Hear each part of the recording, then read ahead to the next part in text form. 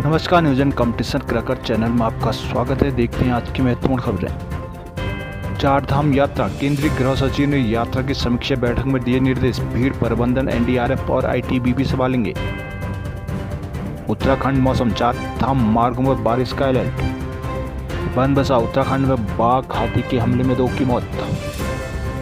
लोकसभा चुनाव 2024, देश में छठे चरण का चुनाव प्रचार थमा। देहरादून, उत्तराखंड में चारधाम यात्रा में क्राउड मैनेजमेंट, भीड़ प्रबंधन के लिए अब एनडीआरएफ और आईटीबीपी को भी मोर्चे पर लगाया जाएगा। चारधाम यात्रा की समीक्षा को गुरुवार को हुई वर्चुअल बैठक में केंद्रीय गृह सचिव अजय भल्ला ने उत्तराखंड के मुख्य सचिव राधा रतूड़ी को यह निर्देश दिए हैं। भल्ला ने रतूड़ी को चार धाम यात्रा मार्गों और ठहराव स्थलों पर यात्री संख्या की रिपोर्ट रोज गृह मंत्रालय को भेजने को कहा है। भविष्य में चार धाम यात्रा के प्रबंधन की रणनीति बनाने के लिए उन्होंने उच्च स्तरीय समिति के गठन के भी निर्देश दिए हैं। केंद्रीय गृह सचिव ने यात्रा प्रबंधन में कड़ी नजर रखने के लिए प्रदेश के आला अधिकारियों के धरातल पर उतरने विशेष बल दिया। इस बीच राज्य सरकार ने केंद्र से एनडीआरएफ और आईटीबीपी की 6 से 8 कंपनियां 30 जून तक के लिए मांगी हैं। प्रदेश सरकार यह फोर्स हरिद्वार, ऋषिकेश, जानकी चट्टी, फाटा आदि स्थानों पर भीड़ नियंत्रण के लिए लगाएगी। राज्य की फोर्स से 2-3 दिन में मिलने की उम्मीद है। चारधाम यात्रा मार्ग के पर्वतीय जिलों में शुक्रवार के लिए बारिश अलर्ट का जारी किया गया है। कुमाऊं मंडल में हल्की से मध्यम बारिश के आसार हैं। राष्ट्रीय स्तर पर भी मौसम विभाग ने प्रचंड गर्मी को लेकर चेताया है। मौसम विज्ञान केंद्र दून के निदेशक डॉक्टर विक्रम सिंह ने गुरुवार को वीडियो संदेश के माध्यम से बारिश के मद्देनजर सतर्कता बरतने की अपील की थी। सिंह ने बताया कि बीते बुधवार को अल्मोड़ा और पौड़ी में अच्छी बारिश हुई है। पौड़ी में अतिवृष्टि से कुछ दिक्कतें भी सामने आई। उन्होंने कहा कि शुक्रवार को कुछ जगहों ओलावृष्टि के साथ ही तेज बौछारें पड़ सकते हैं, जिससे गाढ़ गधेरों में अचानक पानी बढ़ सकता है। इसे सतर्कता बरतने की जरूरत है। उन्होंने सतर्क रहते हुए कहा कि चारधाम यात्रा पर जा रहे हैं तो बारिश या ओलावृष्टि के समय सुरक्षित स्थान पर रुक जाएं। उन्होंने बताया कि पिछले दिन उत्तराखंड के कुछ क्षेत्रों में हुई बारिश से वातावरण में नमी बढ़ी है। इससे हीट वेव जैसी स्थिति से राहत मिली है। उधर राष्ट्रीय स्तर पर मौसम विज्ञान ने कुछ दिन भयंकर गर्मी और लू की भविष्यवाणी की है। वही केरल में गुरुवार को भारी बारिश हुई, जिससे कई जिलों में अलर्ट जारी किया गया है। अल्मोड़ा, वनाग्नि नियंत्रण को 1 साल की योजना तैयार, तामी। देहरादून, बीमार माध्यमिक शिक्षकों को CRS दिया जाएगा। अटल उत्कृष्ट स्कूलों को मिलेंगे 421 नए शिक्षक। कक्षा 6 और 9 के लिए छात्रवृत्ति परीक्षा। देहरादून, शिक्षा विभाग में योजना बनी नहीं और फर्जीवाड़ा शुरू। मुख्यमंत्री पुष्कर सिंह धामी ने गुरुवार को कुमाऊं में वनाग्नि प्रभावित क्षेत्रों का हवाई निरीक्षण किया। सीएम धामी ने कहा कि वनाग्नि से जंगलों को काफी नुकसान पहुंचा है। सटीक रणनीति और ठोस प्लान न होने से नुकसान बढ़ा है। भविष्य में इस प्रकार की गलतियां नहीं हो सके, इसके लिए 1 साल का प्लान बनाया गया है। मुख्यमंत्री धामी वनाग्नि प्रभावित क्षेत्रों का हवाई निरीक्षण करते हुए लमगड़ा स्थित डोल आश्रम पहुंचे। लौटते समय संक्षिप्त प्रेस वार्ता में सीएम ने कहा कि वनाग्नि से इस साल जंगलों को काफी नुकसान पहुंचा है। जान माल का भी नुकसान उठाना पड़ा, लेकिन जंगलों से लगे गांव में रहने वाले लोगों का सहयोग सराहनीय है। इसके अलावा वन कर्मियों की मेहनत ने काफी हद तक जंगल जलने से बचाए हैं। अब इंद्रदेव की कृपा से हुई बारिश ने जंगल की आग को बुझा दिया। उन्होंने कहा कि अब भी वनाग्नि की घटनाएं सामने आ सकती हैं। इससे बचाव के लिए पूरे प्रदेश के जंगलों में फायर लाइन काटने को कहा गया है। तुरंत सीएम देहरादून, मुख्यमंत्री मेधावी प्रोत्साहन छात्रवृत्ति योजना में कक्षा 6 और कक्षा 9 में वर्तमान में पढ़ रहे 7% छात्रों का रजिस्ट्रेशन कराने का लक्ष्य रखा गया है। निर्देशक ART वंदना गर्ब्याल ने गुरुवार को सभी CEO, DEO और प्रधानाचार्य को छात्राओं को योजना के बारे में जागरूक करने पर गर्मियों की छुट्टियों के दौरान चयन परीक्षा की तैयारी में सहयोग करने के निर्देश दिए हैं। संयुक्त निदेशक को परीक्षा प्रभारी कंचन देवराड़ी ने हिंदुस्तान समाचार पत्र को SCRT में आयोजित प्रदेश स्तरीय ऑनलाइन बैठक में निर्देश दिए गए हैं। करीब 90,000 छात्रों के परीक्षा में शामिल होने की उम्मीद है।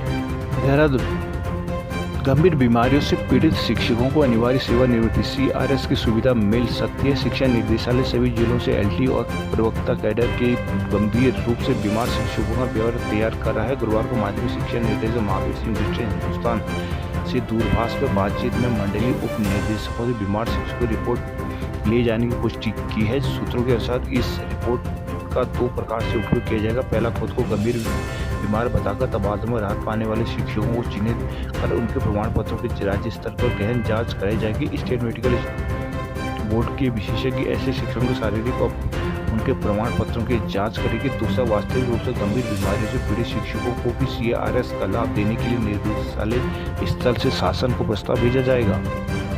देहरादून अशासकीय स्कूलों के लिए प्रस्तावित दीनदयाल उपाध्याय समग्र शिक्षा योजना में फर्जीवाड़े की शिकायत आई है। गुरुवार को माध्यमिक शिक्षा निदेशक महावीर सिंह बिष्ट ने मामले में जांच की बात कही थी। कुछ समय पहले उत्तर प्रदेश विद्यालय प्रबंधन एसोसिएशन की मांग पर शिक्षा निदेशालय हरिद्वार के CEO को योजना का प्रस्ताव बनाने के निर्देश दिए थे। आरोप है कि इस योजना को आड़ लेते हुए कुछ स्कूल ने फर्जी तरीके से नियुक्तियां करना शुरू कर दिया था। हरिद्वार के CEO KK गुप्ता ने इस योजना को लेकर मिली शिकायतों को शिक्षा निदेशालय भेजते हुए दिशा निर्देश मांगे थे। इस योजना पर यूपी में भी सवाल उठ चुके हैं। गुरुवार को हरिद्वार के CEO गुप्ता ने हिंदुस्तान समाचार पत्र को बताया कि योजना के बाबत निदेशालय से निर्देश प्राप्त हुए थे। सूत्रों के अनुसार इस योजना से जुड़ते हुए एक स्कूल का 28 मार्च 2019 की तारीख से जारी नियुक्ति पत्र भी काफी वायरल हो रहा है।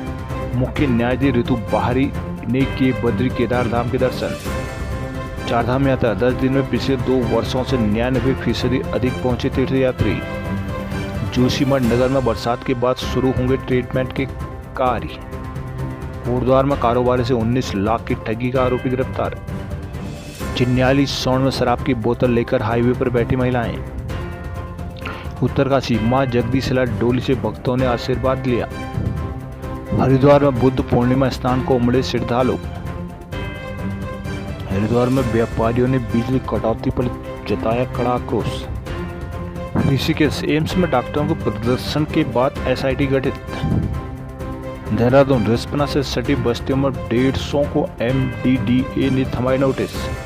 देहरादून अशासकीय कॉलेजों की छात्र निधि पर नकेल। छात्र निधि पर शासन की बंदिश के विरोध में कॉलेज। ऋषिकेश एम्स में 2 महिला चिकित्सकों से छेड़छाड़ के विरोध में गुरुवार को तीसरे दिन भी प्रदर्शन हुआ। जूनियर सीनियर डॉक्टरों ने आरोपी नर्सिंग अफसर के धर पकड़ को लेकर सवाल उठाए और जमकर नारेबाजी की। हालांकि बाद में एम्स के कार्यकारी निदेशक प्रोफेसर मीनू सिंह और SSP अजय सिंह ने प्रदर्शनकारी डॉक्टरों से वार्ता की। आरोपी नर्सिंग अफसर ANS के खिलाफ सख्त कार्रवाई करने का भरोसा दिया है। साथ ही विशेष टीम का भी गठन किया गया जिसमें CEO ऋषिकेश संदीप नेगी को जिम्मेदारी सौंपी गई। इस टीम में 2 महिला उपनिरीक्षक भी होंगे। इससे पहले सीनियर और जूनियर डॉक्टरों ने गुरुवार को सुबह करीब 8 बजे आरोपी नर्सिंग अफसर सतीश कुमार को बर्खास्त करने की मांग को लेकर प्रदर्शन किया। इसके बाद उन्हें जमकर नारेबाजी करते हुए एम्स परिसर में जुलूस निकाला। मामला बढ़ने पर SSP अजय सिंह मौके पर पहुंचे। उन्होंने कार्यकारी निदेशक प्रोफेसर मीनू सिंह के साथ बैठक में मौजूदा स्थिति का अपडेट लिया। उधर निदेशक कार्यालय के नजदीक ही एम्स कैंपस में गुस्साए रेजिडेंट डॉक्टरों से वार्ता के लिए जमा हो गए। कार्यकारी निदेशक प्रोफेसर मीनू सिंह ने प्रदर्शनकारी डॉक्टरों को बताया कि इस मामले में ICC आंतरिक शिकायत समिति की रिपोर्ट उन तक पहुंच चुकी है जिससे अग्रिम कार्रवाई शुरू कर दी गई। इसके साथ ही उन्होंने आरोपी की बर्खास्तगी का नियमानुसार शीघ्र कार्रवाई का भरोसा भी दिया है। चौखटिया के कई गाँव में 48 घंटे से बिजली आपूर्ति ठप। अल्मोड़ा के आधे क्षेत्र में नहीं आया अब तक पानी। रानी खेत में सेना की कोटा भर्ती रैली 16 जुलाई से। द्वाराहाट में बुद्ध पूर्णिमा पर लगा बगचौर मेला। विकासखंड के ग्राम पंचायत लारूरी के जंगल में बिजली लाइन पर पेड़ गिरने से लाइन क्षतिग्रस्त हो गई है।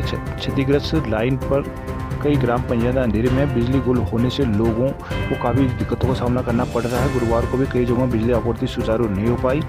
रुद्रपुर में लकड़ी कारोबारियों पर आयकर विभाग के छापे।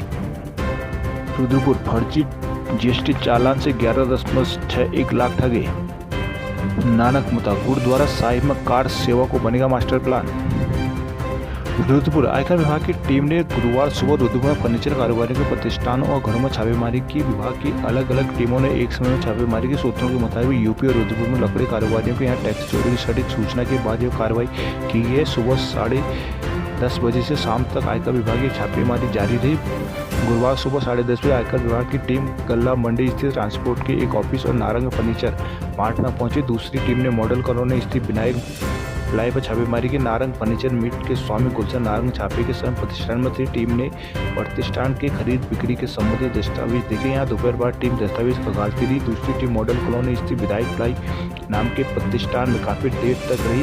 बताया गया कि नारंग परिवार के कारोबारी सौरभ गावा भी साझेदार है। एक टीम उनके अलायंस कॉलोनी स्थित आवास गई, वहाँ परिवार नहीं मिला। अभी भी एक टीम गावा परिवार के लौटने का इंतजार कर रही है। एक अन्य टीम में सिविल लाइन स्थित गुलशन नारंगीगढ़ नारंग सदन में छापेमारी की। वहाँ सूत्रों के मुताबिक आयकर विभाग की टीम ने जांच के दौरान कई अहम दस्तावेज, प्रॉपर्टी और कारोबार से जुड़े दस्तावेज, नकदी, बैंक अकाउंट आदि के बारे में जानकारी जुटाई।